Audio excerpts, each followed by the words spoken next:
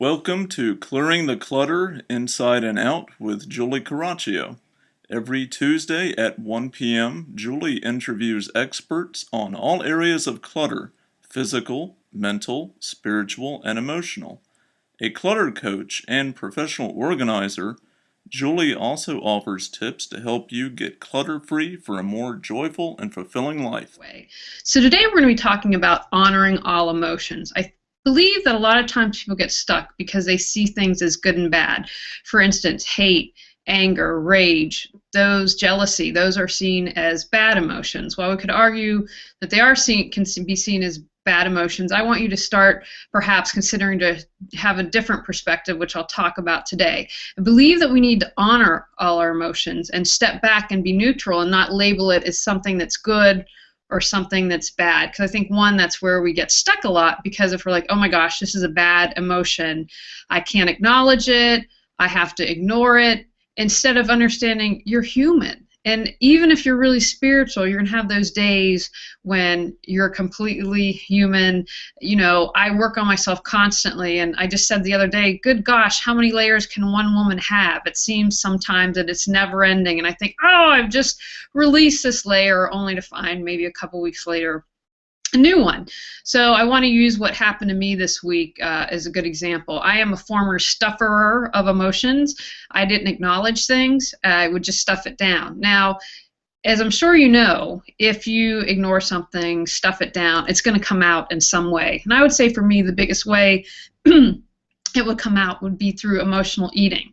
Instead of acknowledging how I felt, I would just eat. Now, you know, different times in my life I was really thin, really chunky, because I would just eat, and even if I was thin, I would eat, and then not eat to compensate for that. But as a former stuffer of emotions, I really try to work hard on acknowledging that. So, one, I don't want you to get away from seeing any emotion as good and bad. I think that that's the first step. And life happens. Not everything is perfect. Not everything is always positive. And I think sometimes we need to get away from that, because people have this expectation, if you're on a spiritual, religious path, you know, you're supposed to not have these feelings, or, oh my gosh, how can I feel something negative when I'm working on myself? So I want you to let go of that notion as well. I was just interviewing someone the other day, and we talked about, which makes a lot of sense, a lot of people believe in this time period that a lot of light's coming in. You know, I personally believe the truth is coming up in all areas around the world. Whatever's been hidden is now coming to light. But if you have all this light coming in, whatever's the darkness has to come out and has to be released. And, you know, I'm laughing, as I mentioned earlier, about all these layers of junk. I'm like, good gosh, but as I'm trying to raise my vibration, work on myself, become a better woman, if I'm to lighten that and raise my awareness and raise my consciousness, then I got to clear all the junky clutter of negative emotions that I've been holding on to. So the first thing I want to talk about or suggest is to honor the emotions. We've talked a little bit about changing our perspective. Don't stuff. That's one of the things I think people do. I think they also sometimes go off the deep end and can't let it go, and we'll talk about that in a minute. So this past week, someone made me really angry. Anger seems to be coming up a lot for me.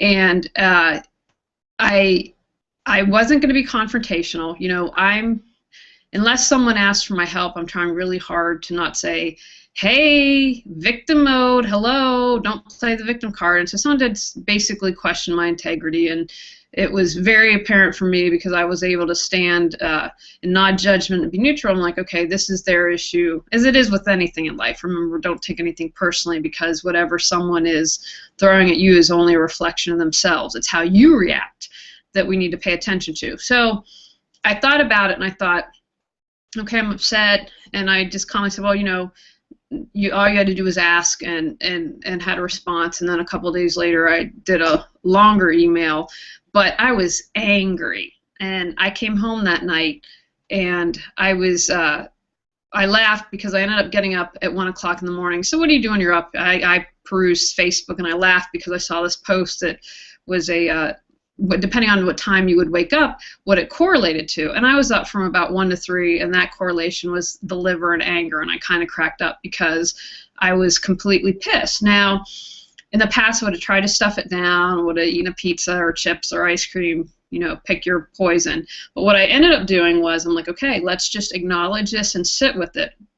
And it literally felt to me, in the South, I was in Savannah once, and it was the most humid and hottest I've ever been, and literally steam would rise off the pavement. And that's how it felt for me. It felt like, so I just hung tight, and I'm like, okay, just be present, just allow it to seep off. So that's literally what I did. Now, since my husband was sleeping next to me, and we have a cat that's super sensitive, I'll tell you a little bit later what I did, because I didn't want my energy to affect them, and I think that that's really important as well. So I literally let it come off like steam and just stuck with it. It was hard because it lasted a couple hours, and to hang tight with that, because it's also exhausting. It's physically exhausting, at least for me, or emotionally. But I stayed with it. I resisted the urge to ignore it. I resisted the urge to go get something to eat, and just stayed with it. So I was able to be present. And again, I didn't see this as something bad, because I was like, okay, great, awesome, thank you. This is a gift, because it's allowing me to release another deeper layer, because it wasn't just the incident. I could tell enough about it to know that I'm like, okay, this is some other junky crud that's coming up, so just release it. And I try to see things like this as a gift. Another example, like I said, I've been releasing a lot of anger lately. I got angry at someone, and I said, okay, it's about you, so let's take it down, which I love this method. It works for me. I just call take it down, which is I go through the layers, because I've discovered that a lot of times underneath my anger is a lot of sadness, or it might be fear. And in this particular case, I was angry, but I said, okay, let's dig a little deeper. And after some digging, I realized there was a fear I had. It was a fear of failing at something. And so I was like, okay, now that I know that that's what it's really about, I can thank it at the gift that this is and release it. So again, if we're not judging whether something's good or bad, we're able to say, okay, this is a gift, this is an opportunity, maybe it's for me to see a new perspective, to release something, to see something that I still need to work on. So if we honor all our emotions, then that's a non-issue. So, okay, you're like, okay, this is good and dandy, but what about in the practical world? So here are some tips that I have to honor all the emotions. I talked about this the other day. Be like an airplane. Watch the airplane fly on by, and you're just sitting there. Imagine yourself. I just saw Star Trek, the movie, for first time that I think came out a couple years ago. Imagine yourself in.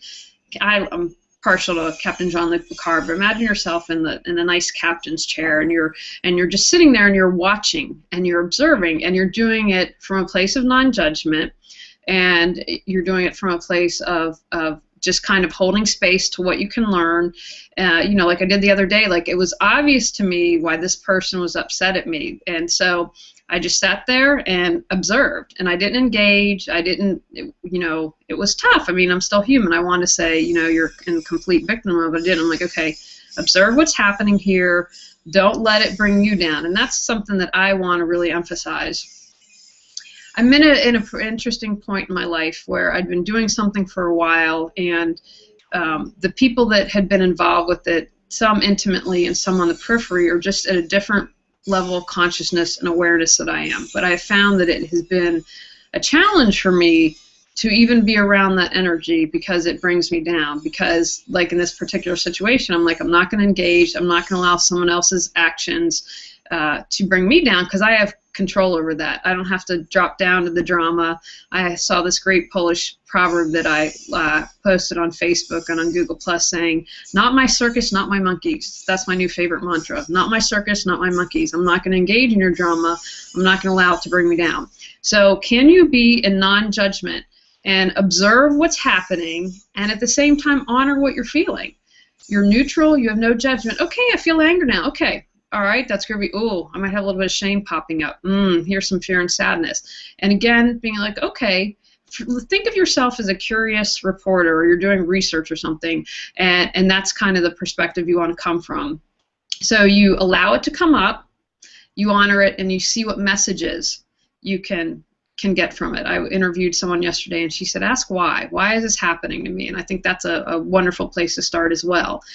But what's key, so you're doing this, remember, being observing, you're being neutral, but don't get stuck, because I think a lot of times I talked about earlier how I was a stufferer. And so I would just stuff things down, so that really affected me. But think about someone who might go like, "Bleh!" and go crazy, and still that you're like, gosh, they seem like they're angry 24/7. So don't get stuck in that. Don't, at some point, I told you the other day, it was for 2 hours burning off this anger. And I was like, oh, good gosh, this is lasting long. But don't get stuck. Don't wallow in the anger. Don't keep going there. I think of someone that I love social media because it allows me to really practice reading energy and what's going on and like the layering. Okay, what's really going on with this person? And there's someone I know and just the anger is continuous. It's like they're caught in a loop and can't get out of it. So again, if you're caught in that loop, ask why. Ask for assistance.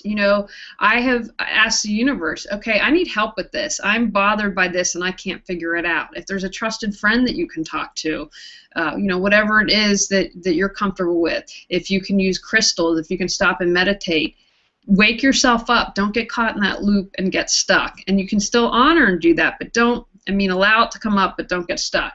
I wanted to talk also about an energetic response. So it's the middle of the night. I'm having all this anger. My husband's sleeping next to me. We've got Joey, who is super sensitive and picks up on everything, and so I didn't want to harm them. And this is something I use, and I'm sure if you do more research, there are tons of different alternatives that you can find that will suit your needs. But I went to the Clearsight Clairvoyant School out in the Los Angeles area of California, and I love it. Total integrity, total amazing teachers. But one thing they taught us was that the rose is a universal symbol of love.